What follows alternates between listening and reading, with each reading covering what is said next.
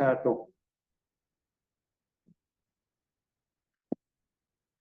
الحمد لله رب العالمين.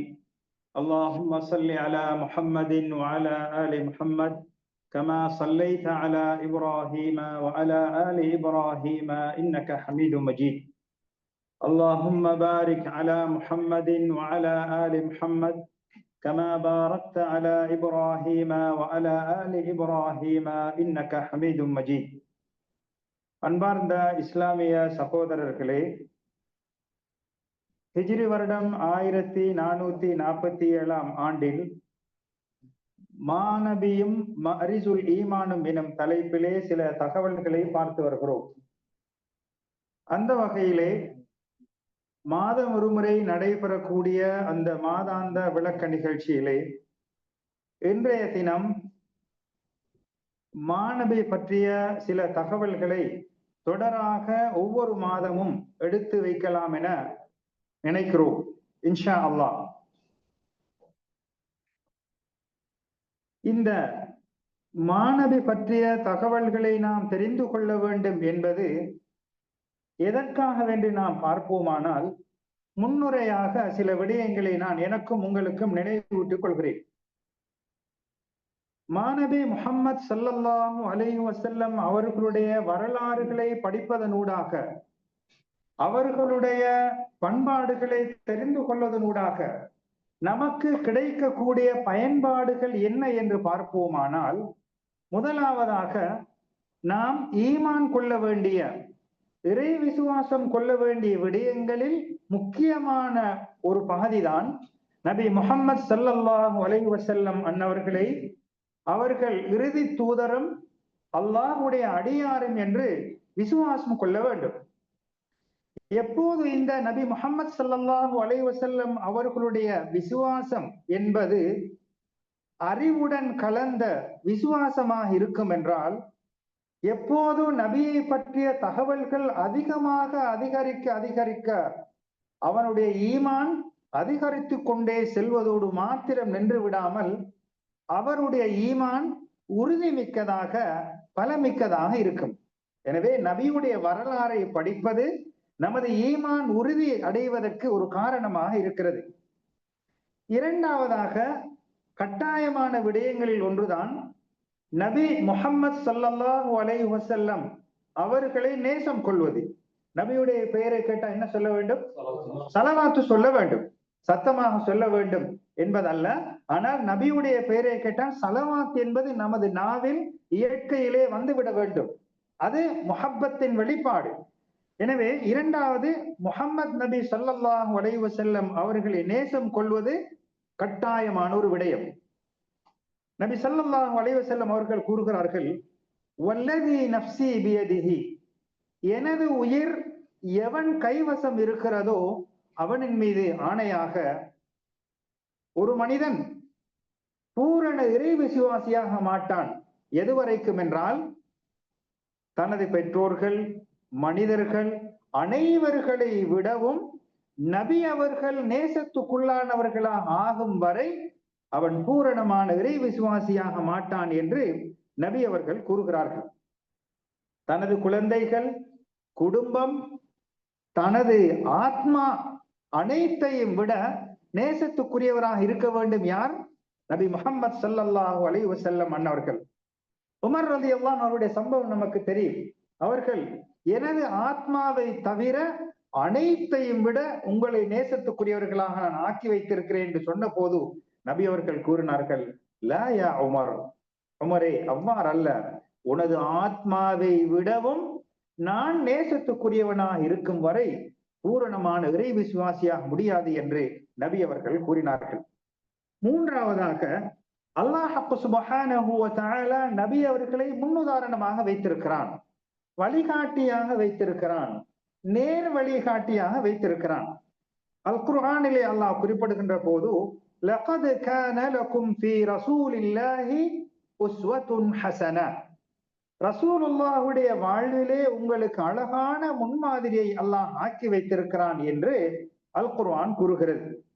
அதே போன்று இன்னும் ஒரு வசனத்திலே, வமா ஆதாகுமுர் ரசூலு ஃபகுதூஹ், வமா நஹாக்கும் அன்ஹு ஃபன்தஹு. நபி முஹம்மது ஸல்லல்லாஹு அலைஹி வஸல்லம் அன்னவர்கள் எதனை உங்களுக்கு கொண்டு வந்தார்களோ அதனை எடுத்து நடவுங்கள், எதனை உங்களுக்கு தடுத்தார்களோ அதனை தவிர்ந்து கொள்ளுங்கள் என்று அல் குர்ஆன் கட்டளையிடுகிறது. இன்னும் ஒரு இடத்திலே அல்லாஹ் குறிப்பிடுகிறான், குல் நபியே நீங்கள் சொல்லுங்கள், இன் குன்தும் துஹிப்பூன் அல்லாஹ, நீங்கள் அல்லாஹ்வை நேசிப்பவர்களாக இருந்தால் ஃபத்தபிஊனி, என்னை பின்பற்றுங்கள் என்று நபியை பின்பற்றுமாறு அல் குர்ஆன் கூறுகிறது. அதே போன்று ஏராளமான திருக்குர்ஆன் வசனங்களை பார்க்கலாம். அடுத்ததாக அல்லாஹ் சுப்ஹானஹு வ தஆலா இந்த நபி அவர்களுடைய வரலாறை படிப்பது சிறப்புகளை பற்றி நாம் பார்க்கின்ற போது நபி அவர்களை பற்றி அல்லாஹ் குறிப்பிடுகின்றான். அதாவது இந்த நபி முஃமின்கள் அனைவர்களை விடவும் முதலிடத்திலே மேன்மையாக இருக்கிறார்கள் என்று நபி அவர்கள், அதாவது அல் குர்ஆன் குறிப்பிடுகிறது. அந்நபியு அவுலா பில் முஃமினீன், எல்லா முஃமின்களை விட முதல் தரத்திலே இருப்பவர்கள் யார்? நபி முஹம்மது ஸல்லல்லாஹு அலைஹி வஸல்லம் அவர்கள். எனவே முன்னுரையாக இந்த 4 விடயங்களை ஞாபகத்தில் வைத்துக் கொள்வோம். ஏராளமான பிரயோஜனங்கள் இருக்கிறது. நபி அவர்களுடைய வரலாறை படிப்பதனூடாக கிடைக்கக்கூடிய முதலாவது, நபியை பற்றிய ஈமான் கட்டாயமானது, நபியுடைய நேசம் கட்டாயமானது. நபியை நேசிப்பது என்பது தனது ஆத்மாவை விடவும் அனைத்தையும் விட நேசத்துக்குரியவராக நபி ஆக்கிக் கொள்ள வேண்டும். மூமின்கள் அனைவர்களை விடவும் முதல் தரத்திலே இருக்கக்கூடியவர்கள் நபி அவர்களாக இருக்கிறார்கள். எனவே இந்த விடயங்கள் எம்மிடத்திலே வர வேண்டும் என்றால் நபியுடைய வரலாறுகளை நாம் படிக்க வேண்டும். இன்ஷா அல்லாஹ் இன்றைய தினத்திலே நாம் குறிப்பிட்ட சில தகவல்களை நாம் நமது அடிமனதில் ஆழமாக பதித்துக் கொள்ள வேண்டும் என்பதற்காக சில சிறிய சிறிய தகவல்களை நாம் பரிமாறிக்கொள்வோம். ஏனென்றால் நபியுடைய வரலாறுகள், பண்பாடுகள் ஏராளமாக இருக்கிறது. குறிப்பாக சில விடயங்கள் நமக்கு தெரிய வேண்டும்.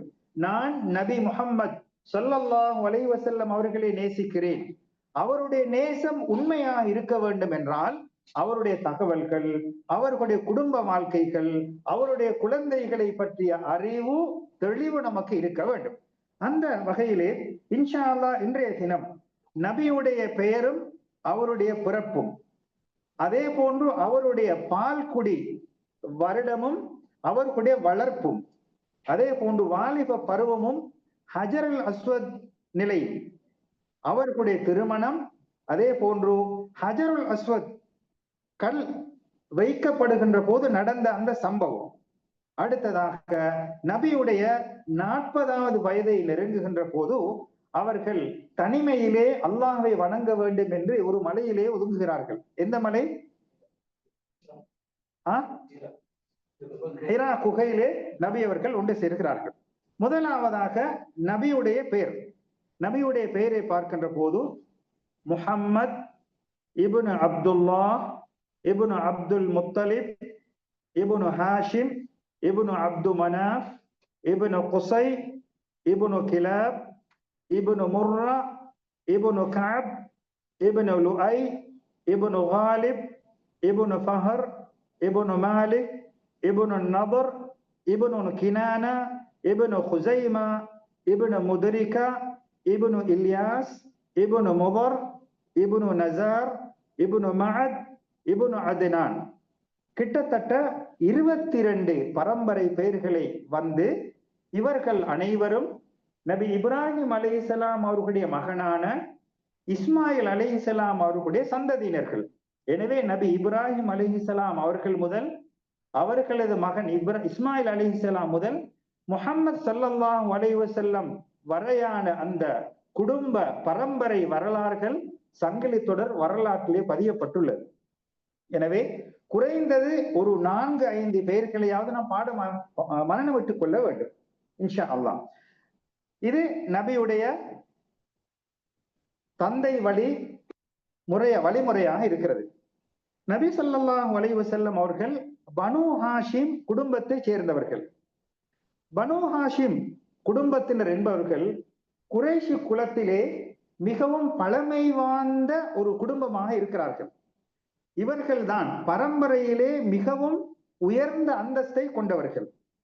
அவர்களுடைய குழு, அவர்களுடைய பழங்குடி சிறப்புகளை எடுத்துக்கொண்டால் மிகவும் சிறப்பானவர்கள் தான் இந்த பனு ஹாஷிம் குடும்பத்தினர்கள். இவர்கள் உன்னதமான ஒரு தூய்மையான வீடுகளை கொண்ட ஒரு குடும்பமாக இருந்தார்கள். நபி ஸல்லல்லாஹு அலைஹி வஸல்லம் அவர்கள் தங்களது குடும்பத்தை பற்றி, பரம்பரையை பற்றி கூறும்போது கூறினார்கள், இன்னல்லாஹ் அஸ்தஃபா கினானத மின் வலதி இஸ்மாயில். இஸ்மாயில் அலைஹிஸ்ஸலாம் அவர்களுடைய குழந்தைகளில் இருந்து கினானாவை அல்லாஹ் தெரிவு செய்தான். அந்த கினானா பரம்பரையில் இருந்து குறைஷி குலத்தை அல்லாஹ் தெரிவு செய்தான்.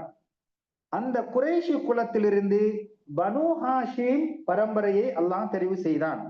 அந்த பனு ஹாஷிமிலிருந்து என்னை அல்லாஹ் தெரிவு செய்தான் என்று நபி அவர்கள் கூறுகிறார்கள். எனவே இஸ்மாயில் அலைஹிஸ்ஸலாம் அவர்களிடத்திலிருந்து கினானாவை தெரிவு செய்கிறார். கினானா அந்த பரம்பரையிலிருந்து குறைஷி குலத்தை தெரிவு செய்கிறான். குறைஷி குலத்திலிருந்து பனு ஹாஷிம் அவர்களை தெரிவு செய்கிறான். பனு ஹாஷிமிலிருந்து தான் முஹம்மத் ஸல்லல்லாஹு அலைஹி வஸல்லம் அவர்கள் இருக்கிறார்கள். எனவே இது அவர்களுடைய குடும்ப பின்னணி. அவர்களுடைய தாய், தந்தையின் பெயர் தெரிந்தானே, என்ன சொன்னோம்? முஹம்மத் பின் அப்துல்லா. தாயாரை எடுத்துக்கொண்டால் அவர் ஆமினா பின்து வஹப் இப்னு அப்து மனாஃப். அப்து மனாஃபுடைய மகனான வஹபுடைய மகள் தான் ஆமினா. இவர்தான் யார்? நபி முஹம்மத் ஸல்லல்லாஹு அலைஹி வஸல்லம் அவர்களுடைய தாயாராக இருக்கிறார்கள். இவர்களை அப்துல்லா அவர்கள், நபியுடைய தந்தை, 24 வயதாக இருக்கும் போது திருமணம் முடிக்கிறார்கள். அதற்கு பின்னால் மக்காவில் இருந்து ஷாம் தேசத்துக்கு வியாபார நோக்கமாக புறப்படுகிறார்கள். ஷாம் தேசத்திலிருந்து, அதாவது டமஸ்கஸ், சிரியா, அந்த பிரதேசத்தின் வியாபார நிமித்தமாக சென்று வருகின்ற போது இடையிலே மதீனாவில் அவர்கள் மரணித்து விடுகிறார்கள். யார்? நபியுடைய தந்தை அப்துல்லா அவர்கள். இவர்களுடைய பிறப்பை பற்றி எடுத்துக்கொண்டால் நபி முஹம்மத் ஸல்லல்லாஹு அலைஹி வஸல்லம் அவர்கள் மக்காவிலே பிறக்கிறார்கள். திங்கட்கிழமை, ரபியுல் அவ்வல் மாதம், ஆமுல் ஃபீல் யானை ஆண்டு, கிறிஸ்துக்கு பின் 571 ஆண்டு, 571 ஆண்டு, யானை வருடம், ரபியுல் அவ்வல் மாதம், திங்கட்கிழமை மக்காவிலே நபி ஸல்லல்லாஹு அலைஹி வஸல்லம் அவர்கள் பிறக்கிறார்கள். தனது தந்தையான அப்துல்லா அவர்களுடைய மரணத்துக்கு பின்னால் சில மாதங்களுக்கு பின்னால் அவர்கள் பிறக்கிறார்கள். பிறக்கின்ற போது தந்தையை இழந்தவர்களாகத்தான் பிறக்கிறார்கள். பாட்டனார் அப்துல் முத்தலிப் அவர்கள்தான் இந்த பேர குழந்தைக்கு முஹம்மத் ஸல்லல்லாஹு அலைஹி வஸல்லம் என்று பெயர் வைக்கிறார்கள். இந்த விடயம் ஹதீஸிலே பதியப்பட்ட ஒரு செய்தியாக இருக்கிறது. இந்த நபியுடைய தந்தை தாயார் அவர்கள் ஒரு முறை பெற்றெடுப்பதை பற்றி கனவு காண்கின்ற போது காண்கிறார்கள், அதாவது ஒரு பிரகாசம், ஒரு ஒளி தனது வயிற்றிலிருந்து வெளிப்படுவதாக காண்கிறார்கள். அந்த ஒளி டமஸ்கஸ், ஷாம் அரண்மனைகளை எல்லாம் ஒளிரச் செய்கிறது. ஷாம் எல்லாம் பிரகாசிக்க செய்வதை நான் கனவிலே கண்டேன் என்று அவர்கள் கூறுகிறார்கள். நபியுடைய பிறப்பை பற்றிய முன்னறிவிப்பான ஒரு செய்தியாக இருக்கிறது. இவ்வாறு நபி ஸல்லல்லாஹு அலைஹி வஸல்லம் அன்னவர்கள் தந்தையை இழந்த நிலையிலே பிறக்கிறார்கள். பிறந்ததற்கு பின்னால் அந்த குழந்தை பால் குடிக்க வேண்டும். அரபிகளுடைய, குறிப்பாக குறைஷி குலத்தின் மிக சிறப்பானவர்களுடைய ஒரு பண்பாக இருந்தது என்னவென்றால், அவர்களுடைய குழந்தைகளை பால் குடிப்பதற்காக நாட்டுப்புற பால் குடி தாய்மார்கள், செவிலி தாய்மார்களிடத்தை அனுப்பி வைப்பார்கள்.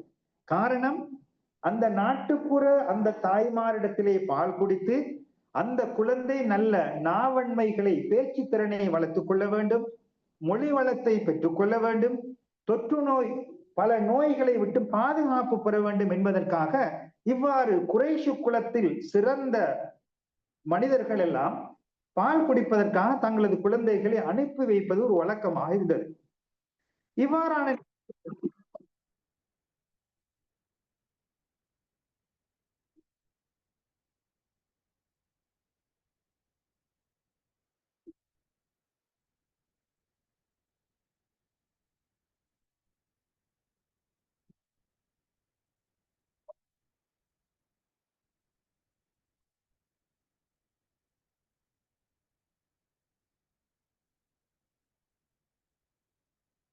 இவ்வாறான நிலையில்தான் நபி முஹம்மது ஸல்லல்லாஹு அலைஹி வஸல்லம் அவர்களுடைய தாய் யார்? ஆமினா அம்மையார் அவர்கள் தனது மகனையும் இவ்வாறு நாட்டுப்புறத்துக்கு அனுப்பி தனது குழந்தை நல்ல முறையிலே வளர்க்க வேண்டும் என்று விரும்புகிறார்கள். இவ்வாறு விரும்பி பால்குடி தாய்மார்கள் பனு சாத் குலத்தைச் சேர்ந்த தாய்மார்களை எதிர்பார்த்து கொண்டிருக்கிறார்கள். தனது மகனை கொடுத்து விட வேண்டும், தனது மகன் நல்ல முறையிலே வளர வேண்டும், நல்ல மொழி வழக்கை பெற்றுக்கொள்ள வேண்டும் என்பதற்காக எதிர்பார்த்து கொண்டிருக்கிற போதுதான் இவ்வாறாக வருகை தந்த தாய்மார்கள் ஒருவர்தான் ஹலீமா அஸ்ஸஅதியா. யார்? ஹலீமா அஸ்ஸஅதியா என்ற பெண்மணியை கண்டு அவரிடத்திலே தனது மகன் முஹம்மது ஸல்லல்லாஹு அலைஹி வஸல்லம் அவர்களை பால் குடிப்பதற்காக பாரம் கொடுக்கிறார்கள். இந்த முஹம்மது நபி அவர்களை பெற்றுக்கொண்ட ஹலீமா சாதியா அவர்களுடைய நிலைமைகள் எல்லாம் நபியை பெற்றுக்கொண்டதற்கு பின்னால் ஒரு விசால தன்மையாக, பரக்கத் நிறைந்ததாக, அபிவிருத்தி அடைந்ததாக மாறுகிறது. நபி ஸல்லல்லாஹு அலைஹி வஸல்லம் அவர்களை எடுத்துச் செல்கின்ற போது அவர்களது வீட்டிலே, குடும்பத்திலே மகிழ்ச்சியும் சந்தோஷமும் வருகிறது. இவ்வாறாக நபி முஹம்மது ஸல்லல்லாஹு அலைஹி வஸல்லம் அன்னவர்கள் 4 வருடம் 4 வயது வரை அங்கே இருக்கிறார்கள். எங்கே? ஹலீமா அஸ்ஸஅதியா அம்மையாரிடத்திலே பால் குடித்து வளர்க்கிறார்கள். இந்த நேரத்திலே ஜிப்ரீல் அலைஹிஸ்ஸலாம் அவர்கள் இந்த இடைப்பட்ட அந்த காலத்திலே நபி அவர்களுடைய நெஞ்சை பிளந்து அவர்களுடைய உள்ளத்தை வெளியே எடுத்து ஷைத்தானுடைய தூண்டுதலை விட்டு பாதுகாப்பு பெறுவதற்காக அதனை பரிசுத்தப்படுத்தி இருக்கிறார்கள். இதனை ஹலீமா அஸ்ஸஅதியா அவர்கள் கண்டிருக்கிறார்கள். நபியுடைய உள்ளத்தை வெளியில் எடுத்து இருதயத்தை ஷைத்தானுடைய தூண்டுதலிருந்து, கெடுதிகளிலிருந்து பாதுகாப்பு பெறுவதற்காக நபியுடைய உள்ளத்தை கழுவியதாக வரலாறு சொல்கிறது. அடுத்ததாக நபியுடைய தாய் ஆமினா அம்மையார் அவர்கள் இவ்வாறாக இருக்கின்ற போது நபி ஸல்லல்லாஹு அலைஹி வஸல்லம் அவர்கள் அந்த ஹலீமா சாதியா அவர்களுக்கு பால் கொடுத்து தனது தாயிடத்திலே வந்து சேர்ந்ததற்கு பின்னால் 2 வருடங்களுக்கு பின்னால், அதாவது 4 வருடங்கள் ஹலீமா சாதியா அவர்களிடத்திலே பால் குடித்து விட்டு தனது தாயிடத்திலே 2 வருடங்கள் இருந்ததற்கு பின்னால் ஆமினா அம்மையார் அவர்கள் தனது மகனை அழைத்து கொண்டு மதீனாவுக்கு வருகிறார்கள். மதீனா நபியுடைய தாயுடைய சகோதரர்கள் வாழ்ந்த பிரதேசம். இவ்வாறு நபி அவர்கள் தனது மாமாமார்களை சந்தித்து விட்டு மீண்டும் மக்காவை நோக்கி புறப்படுகின்ற வேளையிலே அருமை தாயார் ஆமினா அம்மையார் அவர்கள் நோய்வாய்ப்படுகிறார்கள். அவர்களுடைய கடைசி நேரம் வருகிறது. அவர்கள் மரணித்து விடுகிறார்கள். மதீனாவிலிருந்து மக்காவை நோக்கி புறப்படுகின்ற வேளையிலே அபுவா என்ற இடத்திலே நபி அவர்களுடைய தாயார் இறந்து விடுகிறார்கள். நபி அவர்களுக்கு வயது 6 வயது. இவ்வாறு தாயையும் தந்தையும் இழந்த நபி அவர்கள் தாயுடைய மரணத்துக்கு பின்னால் அனாதையாக இருக்கிறார்கள். இந்த நேரத்திலே அல்லாஹுடைய ஏற்பாடு, தனது தந்தையின் தந்தை பாட்டனார் அவர்கள் அப்துல் முத்தலிப் அவர்கள் பேர குழந்தையை தத்தெடுக்கிறார்கள். அதாவது வளர்ப்பதற்காக புறப்படுகிறார்கள். நபி முஹம்மது ஸல்லல்லாஹு அலைஹி வஸல்லம் அவர்களை வளர்ப்பதற்காக பெற்றுக்கொண்ட தனது அந்த பாட்டனார் அப்துல் முத்தலிப் அவர்கள் அளவு கடந்து அன்பு காட்டுகிறார்கள். நபி அவர்களுடன் இரக்கமாக, பாசமாக, கருணையாக நடந்து கொள்கிறார்கள். எந்த அளவுக்கு என்றால், அந்த அளவுக்கு அன்பை வெளிப்படுத்த முடியுமோ அந்த அளவுக்கு பாசமாக, இரக்கமாக நடக்கிறார்கள். ஆனால் அந்த பாசத்தின் காலம் வெகு தூரம் இல்லை, குறுகிய காலத்திலே முற்று பெறுகிறது. 2 வருடத்திலே, அதாவது 6 வருடத்திலே தந்தை இழந்து 2 வருடம் 8 வயதாகின்ற போது அப்துல் முத்தலிப் அவர்களும் இறந்து விடுகிறார்கள். இன்னா லில்லாஹி வ இன்னா இலைஹி ராஜிஊன். அதற்கு பின்னால் தனது இந்த பேர குழந்தையை ஒழுங்காக வளர்க்க வேண்டும் என்பதற்காக தனது கடைசி நேரத்தை அறிந்த அப்துல் முத்தலிப் அவர்கள் தனது இன்னும் ஒரு மகனான அபூ தாலிப் அவர்களிடத்திலே இந்த பேர குழந்தையை நீ பொறுப்பெடுக்க வேண்டும் என்று ஒரு வசியத்தாக, உபதேசமாக பரம் சாட்டுகிறார்கள். அந்த நேரத்திலே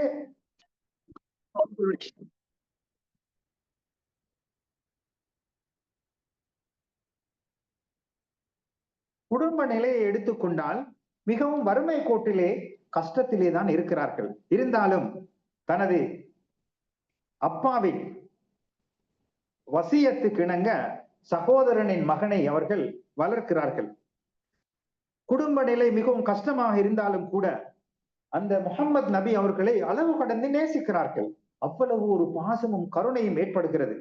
எந்த அளவுக்கு என்றால், அபூ தாலிப் அவர்களிடத்தில் நிறைய குழந்தைகள் இருந்தார்கள். அவர்களது குழந்தைகளுக்கே உணவளிக்கின்ற போது அது போதா குறையாக இருக்கும்.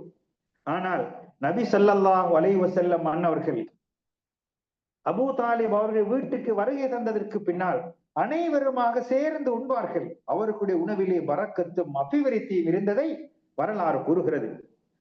அபூ தாலிப் அவர்கள் கூறுகிறார்கள், இன்னக லமுபாரக், நீ அருள் புரியப்பட்டவன் என்று நபி அவர்களுடைய பரக்கத்தையும் அபிவிருத்தியையும் அபூ தாலிப் அவர்கள் கூறுகிறார்கள். இவ்வாறு நபி ஸல்லல்லாஹு அலைஹி வஸல்லம் அவர்கள் போகும் இடமெல்லாம் இருக்கக்கூடிய மக்களுக்கு மகிழ்ச்சியையும் சந்தோஷத்தையும் அபிவிருத்தியையும் கொடுத்திருப்பதை நாம் வரலாறுகளிலே பார்க்கலாம்.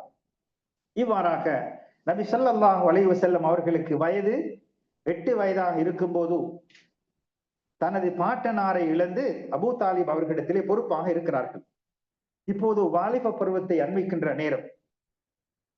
இவர்கள் ஆடுகளை மேய்த்து வந்தார்கள். வாலிப பருவத்திலே ஆடுகளை மேய்த்து வந்தார்கள். அருமை நபி முஹம்மது ஸல்லல்லாஹு அலைஹி வஸல்லம் அவர்கள் தனது பெரிய தந்தையான அபூ தாலிபுடைய வாழ்க்கை செலவை குறைப்பதற்காக உதவியாக இருக்க வேண்டும் என்பதற்காக ஆடுகளை மேய்த்து உதவியாக ஒத்தாசையாக இருக்கிறார்கள்.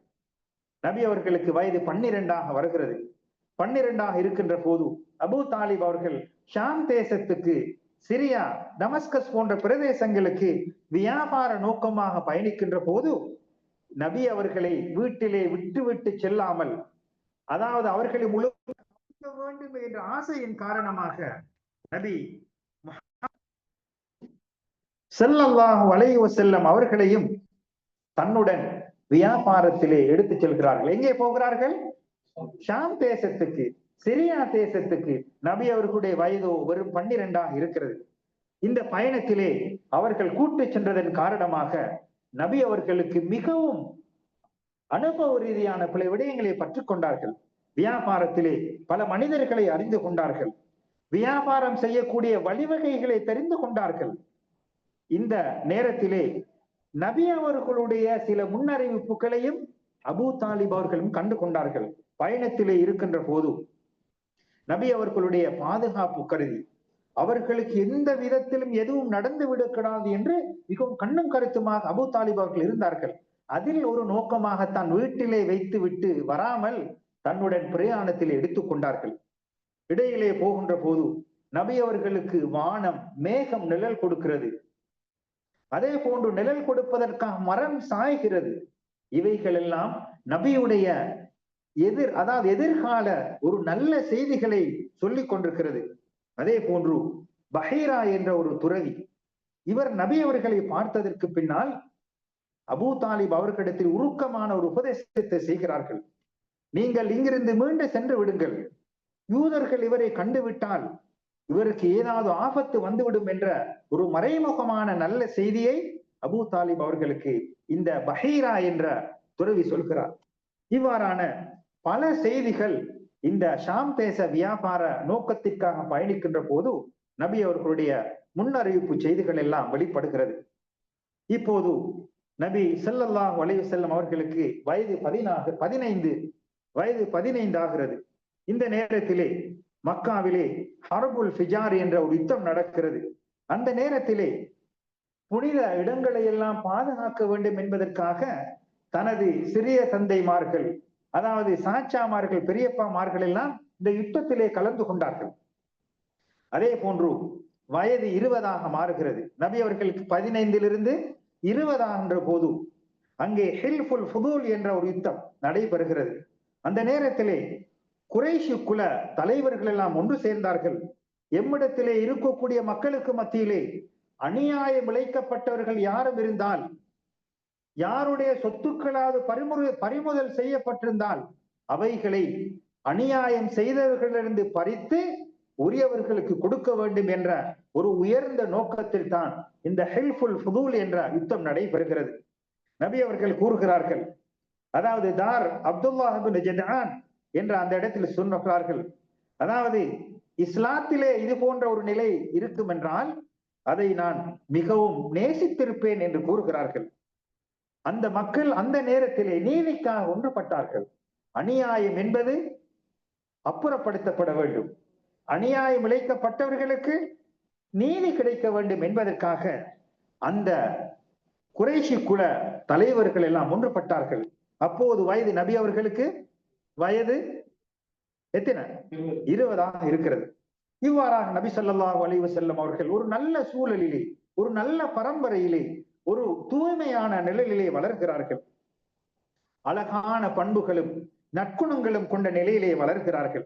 எந்த அளவுக்கு என்றால், படைப்புகளில் மிகவும் அழகானவர்களாகவும், பண்பாடுகளில் மிகவும் தெளிவானவர்களாகவும், புத்தியில் மிகவும் ஆரோக்கியமானவர்களாகவும், நாவன்மை பேசுவதிலே மிகவும் உண்மையாளராகவும், அமானித பேணுவதிலே மிகவும் பாதுகாப்பானவர்களாகவும் இருந்ததன் காரணமாக அந்த வயதிலே அவர்கள் வைத்த பெயர்தான் என்ன? அல் அமீன், நம்பிக்கையாளர் என்ற பெயருக்கு சொந்தக்காரராக நபி பட்டத்தை பெறுவதற்கு முன்னால் நபி அவர்கள் மாறினார்கள். அன்பார்ந்தவர்களே, இவ்வாறாக நபி முஹம்மது ஸல்லல்லாஹு அலைஹி வஸல்லம் அவர்கள் கேவலமான, இழிவான, வெறுக்கத்தக்க எல்லா செயல்களில் இருந்தும் அல்லாஹ் அவர்களை பாதுகாத்தான். எந்த சிலைக்கும் அவர்கள் சிரம் சாய்த்தது கிடையாது, மது என்பதை தொட்டு பார்த்தது கிடையாது, மானத்தை போக்கக்கூடிய எந்த செயல்கள் ஈடுபட்டது கிடையாது. அவர்களுடைய ஒரு ஆண்மையை, அதாவது ஒரு ஆண் என்பதை, வீரத்தை, சிறப்பை காட்டக்கூடிய எல்லா நிலையையும் கொண்டவர்களாக நபி அவர்கள் இழிவான செயல்கள் அனைத்தை விட்டும் பாதுகாப்பு பெற்று அவர்களுடைய வாலிப பருவம் ஒரு நல்ல சூழலிலே வளர்கிறது. அன்பார்ந்தவர்களே, இவ்வாறு இருக்கின்ற போதுதான் நபி ஸல்லல்லாஹு அலைஹி வஸல்லம் அவர்கள் உண்மையாளர், நம்பிக்கையாளர் என்ற நாமத்துடன் அந்த குறைஷி குலத்திலே வாழ்ந்து வருகிறார்கள். இந்த நேரத்திலே ஹதீஜா அம்மையார் அவர்கள் வியாபாரத்திலே மிகவும் சிறப்புடன் நடந்தவர்கள். நபியுடைய பண்பாடுகளையும் உண்மை தன்மையும் நம்பகத்தன்மையும் தெரிந்து கொண்ட அவர்கள் ஷாம் தேச வியாபாரத்துக்காக நபி அவர்களை அழைக்கிறார்கள்.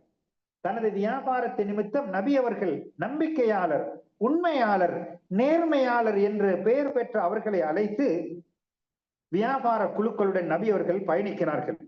இவ்வாறாக மக்காவிலிருந்து தனது வாலிப பருவத்திலே ஹதீஜா அம்மையாருடைய வியாபார நோக்கத்துக்காக பயணிக்கிறார்கள். அந்த நேரத்திலே ஹதீஜா அம்மையாருடைய அடிமையாக இருந்த மைசரா என்பவரும் அந்த வியாபார குழுவிலே இருக்கிறார்கள். அந்த வியாபாரத்தில் அதிகமான லாபம் ஈட்டல் பெறப்படுகிறது. வியாபாரம் மிகவும் லாபங்களை கொண்ட நிலையிலே அந்த வியாபார குழு ஷாம் தேசத்திலிருந்து மீண்டும் மக்காவுக்கு வருகிறார்கள். வந்ததற்கு பின்னால் ஹதீஜா அம்மையாருடைய அந்த மைசரா என்ற அந்த அடிமை நபியுடைய பண்பாடுகளையும் குணங்களையும் வியாபாரத்தில் உள்ள திறனையும் புகழையும் கூறுகிறார்கள். அவ்வளவு நுணுக்கமாக ஆசைப்படக்கூடிய, விரும்பப்படக்கூடிய முறையிலே நபி முஹம்மது ஸல்லல்லாஹு அலைஹி வஸல்லம் அவர்கள் அந்த பயணத்திலே இருந்தார்கள். இந்த நேரத்திலே நபி அவர்களை திருமணம் முடிப்பதற்காக ஹதீஜா நாயகியின் மூலமாக தூது அனுப்பப்படுகிறது. நம்பிக்கையாளர், வியாபாரத்தை அறிந்தவர், நேர்மையாளர், நற்குணம் கொண்டவர், எனக்கு வியாபாரத்திலே வியாபார துணையாகவும் வாழ்க்கை துணையாகவும் இருந்தால் நல்லமை என்ற நோக்கத்தில் திருமண பேச்சு அங்கே நடைபெறுகிறது. ஹதீஜா அம்மையாருக்கு வயது 40 வயது, நபி அவர்களுடைய வயது 25 வயது. இந்த நேரத்திலே நபி அவர்களுக்கு முதல் மனைவியாக, முதல் பெண்ணாக பெண் பார்க்கப்படுகிறது இந்த ஹதீஜா அம்மையாரை. அந்த அளவுக்கு நபி அவர்களை அவர்கள் நேசிக்கிறார்கள். ஏனென்றால் ஊரில் எல்லாம் அவர்களை பற்றிய புகழாரம், வியாபாரத்திலே தனது அடிமை கண்ட நேரடியான நற்குணங்கள், இவைகளை கண்ட ஹதீஜா அவர்கள் நேரடியாக நபி அவர்கள் விரும்புகிறார்கள். அதற்கு பின்னால் திருமணம் பேசி முடிக்கப்படுகிறது. நபி அவர்களும் ஹதீஜா அம்மையாரும் கணவன் மனைவியாக இணைகிறார்கள். அதற்கு பின்னால் அவர்களுடைய வாழ்வு மிகவும் சந்தோஷமாக பயணிக்கிறது. எந்த அளவுக்கு என்றால் நபி அவர்களுக்கு 50 வயது வரும் வரை, 25 வயதிலே திருமணம் முடிக்கிறார்கள். 50 வரை அப்படின்னா எத்தனை வயது, எத்தனை வருடம்? 25 வருடங்கள் வரும் வரை நபி முஹம்மது ஸல்லல்லாஹு அலைஹி வஸல்லம் அவர்கள் அந்த ஒரே ஒரு பெண்மணியான ஹதீஜா ரலியல்லாஹு அன்ஹா அவர்களுடன் வாழ்க்கையை செலுத்துகிறார்கள். இவர்கள் நூடாக குழந்தைகள் கிடைக்கின்றது. அனைத்து பெண் குழந்தைகளும் ஆண் குழந்தைகளும் நபி முஹம்மது ஸல்லல்லாஹு அலைஹி வஸல்லம் அவர்களுக்கும் அருமை மனைவி ஹதீஜா அவர்களுக்கும் கிடைத்த குழந்தைகள் தான் 6 குழந்தைகள். நபி அவர்களுக்கு மொத்தமாக எத்தனை குழந்தை? 7 குழந்தைகள். 6 குழந்தைகள் காசிம், அந்த குழந்தையின் மூலமாக அபுல் காசிம் என்று அவர்கள் புனை பெயர் சூட்டப்பட்டார்கள். இரண்டாவது அப்துல்லா. இவர்கள் பால் குடியாக இருக்கும் போதே மரணித்து விடுகிறார்கள். அதற்கு பின்னால் பெண் குழந்தைகள் ருக்கையா, ஜைனப், உம்மு குல்சூம், ஃபாத்திமா ரலியல்லாஹு அன்ஹும் ஜமீஅன். 2 ஆண் குழந்தைகளும் 4 பெண் குழந்தைகளும். காசிம், அப்துல்லா, ருக்கையா, ஜைனப், உம்மு குல்சூம், ஃபாத்திமா ரலியல்லாஹு அன்ஹும் ஜமீஅன். இன்னும் ஒரு குழந்தை இருக்கிறது, இப்ராஹிம். இவர் மாரியத்துல் கிப்தியா என்ற நபி அவர்களுடைய அந்த பெண்ணுக்கு கிடைத்த குழந்தை. எனவே நபி அவர்களுக்கு மொத்தமாக 7 குழந்தைகள், 3 ஆண் குழந்தைகளும் 4 பெண் குழந்தைகளும். இவ்வாறாக இருக்கின்ற போதுதான் நபி அவர்களுடைய வயது 35 மாறுகிறது.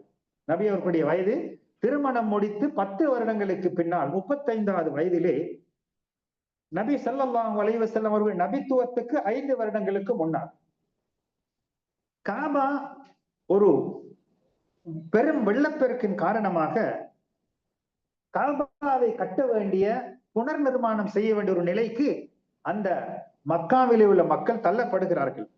இந்த நேரத்தில் அனைவருமாக ஒன்று சேர்ந்து ஒவ்வொரு குழுக்களாக பிரித்து காபாவை புனர் நிர்மாணம் செய்கிறார்கள். இவ்வாறு காபாவுடைய வேலைகள் முடிந்ததற்கு பின்னால் அந்த ஹஜருல் அஸ்வத் கல் வைக்க வேண்டிய நேரம். இதனை யார் வைப்பது என்ற ஒரு போராட்டம். அனைவரும் நாங்கள் தான் வைக்க வேண்டும் என்ற ஒரு கோணத்திலே பலரும் பிளவுபடுகிறார்கள். அவர்களுக்கு மத்தியிலே பிரச்சனைகள் வளர பார்க்கிறது. இந்த நேரத்திலே தான் அபு உமையா பின் அல் முகைரா அல் மஹ்சூமி என்கிறவர் இந்த பிரச்சனையை தனித்துக் கொள்வதற்காக, முருகல்களை நீக்குவதற்காக ஒரு ஆலோசனை அவர்களிடத்தில் கூறுகிறார்கள். காபாவை புனர் நிர்மாணம் செய்து விட்டார்கள், ஹஜருல் அஸ்வதை வைப்பதற்காக சண்டை பிடித்துக் கொள்ள வேண்டாம் என்ற ஒரு உயரிய நோக்கத்திலே ஒரு ஆலோசனையை முன்வைக்கிறார்கள். அவர்கள் கூறுகிறார்கள், அதாவது மஸ்ஜிதுல் ஹராம் அந்த காபாவிலிருந்து ஒரு வாயிலை குறிப்பிட்டு, இந்த வாயிலுடன் யார் முதலாவதாக வருகிறாரோ அவர்தான் இதற்கு தீர்ப்பு சொல்ல வேண்டும். இந்த பிரச்சனைக்கு தீர்ப்பு எப்படி? யாரு ஜட்ஜ், நீதிபதி யாரு? முதலாவதாக அந்த காபாவுடைய அந்த ஒரு குறிப்பிட்ட வாசனுடைய யார் முதலாவது வருகிறாரோ அவர்தான் இதற்கு தீர்ப்பு சொல்லுவார் என்ற கருத்து சொல்லப்பட்டவுடன் அனைவருமாக அதனை ஏற்றுக்கொண்டார்கள். எனவே பிரச்சனை ஒரு சுமூகமாக இருக்கிறது. இந்த நேரத்திலே பார்க்கிறார்கள், வரக்கூடியவர் அல் அமீன், நம்பிக்கையாளர், உண்மையாளர். யார்? முஹம்மது ஸல்லல்லாஹு அலைஹி வஸல்லம் அவர்கள் வருகிறார்கள். அனைவரும் ஏகமானதாக ஏற்றுக்கொண்டார்கள். ஏன்? அவர்களுடைய நேர்மையும் உண்மையும் புத்தியும் தெளிவாக இருந்ததன் காரணமாக நபி அவர்களை ஏற்றுக்கொண்டு விளக்கத்தை கூறினார்கள். எங்களுக்கு மத்தியிலே காபாவுடைய புனர் நிர்மாண வேலை முடிந்து விட்டது, ஹஜருல் அஸ்வதை கல்லை வைக்க வேண்டும், ஆனால் ஒவ்வொரு குழுவும் தான் வைக்க வேண்டும் என்ற ஒரு ஆசையிலே, ஒரு விரக்தியிலே போராடி கொண்டிருக்கிறார்கள். இதனை தீர்த்து வைக்க வேண்டும் என்று சொன்ன போது நபி முஹம்மது ஸல்லல்லாஹு அலைஹி வஸல்லம் அன்னவர்களுடைய அல்லாஹ் கொடுத்த புத்தி சாதுரியத்தின் மூலமாக சுமூகமாக பிரச்சனையை கையாளுகிறார்கள். ஒரு துணியை எடுக்க சொல்லி, ஒரு துணியை எடுக்குமாறு கூறி, அந்த துணியிலே ஹஜருல் அஸ்வத் கல்லை வைக்குமாறு கூறுகிறார்கள். கூறியதற்கு பின்னால் அனைத்து குழுக்களுடைய தலைவர்களும் பெரியவர்களையும் ஒவ்வொரு ஓரமாக அதனை பிடித்து தூக்க சொல்கிறார்கள். இவ்வாறு ஹஜருல் அஸ்வத் கல் அந்த துணியிலே இருக்கிறது. குழுக்களின் தலைவர்கள் அனைவருமாக சேர்ந்து அதனை தூக்குகிறார்கள். ஹஜருல் அஸ்வத் வைக்கப்பட வேண்டிய இடம் வருகின்ற போது நபி முஹம்மது ஸல்லல்லாஹு அலைஹி வஸல்லம் அன்னவர்கள் அந்த கல்லை தூக்கி ஹஜருல் அஸ்வத் இடத்திலே வைக்கிறார்கள். பிரச்சனைகள் என்பது சுமூகமாக தீர்க்கப்படுகிறது. அனைவருமாக சேர்ந்து நாம் ஹஜருல் அஸ்வதை வைத்து விட்டோம் என்ற உணர்வை ஏற்படுத்தி அந்த பிரச்சனையை, அந்த குழப்பத்தை நபி ஸல்லல்லாஹு அலைஹி வஸல்லம் அன்னவர்கள் அந்த 35வது வயதிலே தீர்த்து வைத்தார்கள். இது அல்லாஹ் அவர்களுக்கு கொடுத்த மிகவும் உன்னதமான ஒரு சந்தர்ப்பமாக இருக்கிறது. இவ்வாறு 35 வயதுகள் கடந்து செல்கிறது. 40வது வயதை அண்மிக்கிறார்கள். அல்லாஹ் சுப்ஹானஹு வ தஆலா தனது அடியார்களிலே ஒருவரை நபியாக தெரிவு செய்ய வேண்டும், தூதராக தெரிவு செய்ய வேண்டும் என்ற ஒரு நோக்கத்திலே நபி முஹம்மது ஸல்லல்லாஹு அலைஹி வஸல்லம் அன்னவர்களை இவர்தான் நபியாக வர வேண்டும் என்று அல்லாஹ் விரும்புகிறான், அல்லாஹ் தெரிவு செய்கிறான். இந்த நேரத்திலே நபி முஹம்மது ஸல்லல்லாஹு அலைஹி வஸல்லம் அன்னவர்கள் தனிமையை விரும்புகிறார்கள். தனிமையிலே நான் படைத்தவனை வணங்க வேண்டும், வணக்கத்தில் ஈடுபட வேண்டும் என்ற ஆர்வமும் ஆசையும் நபி அவர்களுக்கு ஏற்படுகிறது. தனது கூட்டத்திலே இருக்கக்கூடிய மக்கள் செய்யக்கூடிய கெட்ட செயல்களை எல்லாம் வெறுக்கக்கூடிய ஒரு தன்மை, பாவங்களை எல்லாம் விட்டொதுங்கக்கூடிய நிலை. இவ்வாறாக நபி அவர்கள் வணக்கம் செய்வதற்காக தனிமையிலே அந்த ஹிரா குகையிலே, அதாவது மக்காவிலே உள்ள ஜபலுன் நூர் என்ற மலையிலே இருக்கக்கூடிய ஆக உச்சியிலே இருக்கக்கூடிய குகைதான் ஹிரா குகை. அந்த குகைக்கு மக்காவிலே கிழக்கு பக்கமாக அரபாவை நோக்கி போகின்ற போது இடது பக்கமாக இருக்கக்கூடிய அந்த ஜபலுன் நூர் மலையிலே ஆக உச்சியிலே இருக்கக்கூடிய ஹிரா குகையிலே அவர்கள் தனிமையிலே வணக்கத்துக்காக ஒன்று சேர்கிறார்கள். தனிமையிலே அங்கே ஒன்று சேர்கிறார்கள். அந்த இடத்திலே மக்களுக்கு மத்தியிலே அறிமுகமான ஒரு இடம், வணக்கத்தின் நிமித்தம் தன்னை பரிசுத்தப்படுத்துவதற்காக அந்த காலத்திலே ஒதுங்கக்கூடிய ஒரு இடமாக இருந்தது. நபி அவர்கள் அந்த ஹிரா குகையிலே இருந்து கொண்டு சிந்தனையிலும் ஆராய்ச்சியிலும் ஈடுபடுகிறார்கள். அந்த மலையை எடுத்துக்கொண்டால் இப்போது கூட நீங்கள் அந்த மலை பக்கமாக சென்றால் அந்த ஹிரா குகை அமைந்திருக்கக்கூடிய ஜபலனூருக்கு பக்கத்துல மலைகள் எல்லாம் அல்லாஹுவின் வல்லமையை உணர்ந்து சுஜூதிலே இருப்பதை போன்ற ஒரு காட்சியை நாம் காணலாம். அந்த மலைகளுடைய அமைப்பு அவ்வாறுதான் இருக்கிறது. எனவே இவ்வாறாக நபி ஸல்லல்லாஹு அலைஹி வஸல்லம் ஹிரா குகையிலே தனிமையிலே வணங்கி கொண்டிருக்கின்ற போதுதான் அந்த காலத்திலே இரவு வேளைகளிலே கிட்டத்தட்ட 1 மாதங்களாக அதிகமான நாட்கள் அந்த இடத்திலே வணக்கம் செய்து கொண்டிருக்கிறார்கள். அருமை மனைவி ஹதீஜா ரலியல்லாஹு அன்ஹா அவர்கள் நபியுடைய இந்த தனிமையை போக்குவதற்காக, உதவியாக இருப்பதற்காக நீண்ட நேரங்கள் வராமல் இருந்தால் அவர்களுக்கு உணவுகளையும் குடிபானங்களையும் கொண்டு போய் கொடுப்பார்கள். சில வேளை அவர்களிடத்தில் இருந்து ஆறுதலாக பேசிக் கொண்டிருப்பார்கள். அதற்கு பின்னால் வணக்கத்திலே தனிமையிலே நபி அவர்களை விட்டுவிட்டு அருமை மனைவி வீட்டுக்கு வந்து விடுவார்கள். இவ்வாறாக இருக்கின்ற வேளையிலேதான் அல்லாஹ் சுப்ஹானஹு வ தஆலா அந்த தனிமையிலே இருக்கக்கூடிய முஹம்மது ஸல்லல்லாஹு அலைஹி வஸல்லம் அன்னவர்களை நேர்வழி காட்டியாகவும் நன்மாராயம் கூறக்கூடியவராகவும் நரகத்தை கொண்டு எச்சரிக்கை செய்யக்கூடியவராகவும் மக்களை நேர் அழைக்கக்கூடிய ஒரு ஒளி விளக்காகவும் ஆக்குவதற்காக அல்லாஹ் சுப்ஹானஹு வ தஆலா நபி அவர்களை தெரிவு செய்கிறான். அன்பார்ந்தவர்களே, இவ்வாறு நபி ஸல்லல்லாஹு அலைஹி வஸல்லம் அவர்களுடைய 40 வயதாக இருக்கும் போது எங்கே இருக்கிறார்கள்? ஹிரா குகையில இருக்கிறார்கள். நபித்துவம் என்கிறது அங்கேதான் கிடைக்கிறது. இன்ஷா அல்லாஹ் அந்த நபித்துவத்தை எவ்வாறு பெற்றுக் கொண்டார்கள், அதற்கு பின்னால் அந்த நபித்துவத்தை எவ்வாறு சமூகமயப்படுத்தினார்கள் என்பதை அடுத்து வரக்கூடிய வகுப்புகளிலே இன்ஷா அல்லாஹ் நாம் பார்ப்போம். எனவே நபி ஸல்லல்லாஹு அலைஹி வஸல்லம் அவர்களுடைய வரலாறுகளை நாம் சிறிய சிறிய விடயங்களை தெரிந்து கொண்டு படிப்படியாக அவர்களுடைய பண்பாடுகளையும் அவர்களுடைய நற்குணங்களையும் தெரிந்து கொள்வதனூடாக நமது ஈமான் உறுதிப்படுவதற்கு அது ஒரு அடிப்படை காரணமாக இருக்கும். நபியை நேசிப்பது என்பது அல்லாஹுவை நேசிப்பதை போன்று அல் குர்ஆன் கூறுகிறது. அல்லாஹுவை நேசிப்பதாக இருந்தால் நபியை பின்பற்ற வேண்டும். எனவே அந்த நபி முஹம்மது ஸல்லல்லாஹு அலைஹி வஸல்லம் அவர்களுடைய வரலாறுகளை படித்து அவர்கள் நேசத்தை அதிகரித்துக் கொண்டு உண்மையான நேசம் கொண்டு அவர்களுடைய வழிகாட்டல்களை பின்பற்றி அல்லாஹுடைய அன்புக்கும் அரவணைப்புக்கும் சொந்தக்காரர்களாக நம் அனைவர்களையும் அல்லாஹ் ஆக்கி அருள் புரிவானாக. ஆமீன். வ ஆகிரு தஅவானா அனில் ஹம்துலில்லாஹி ரப்பில் ஆலமீன். வஸ்ஸலாமு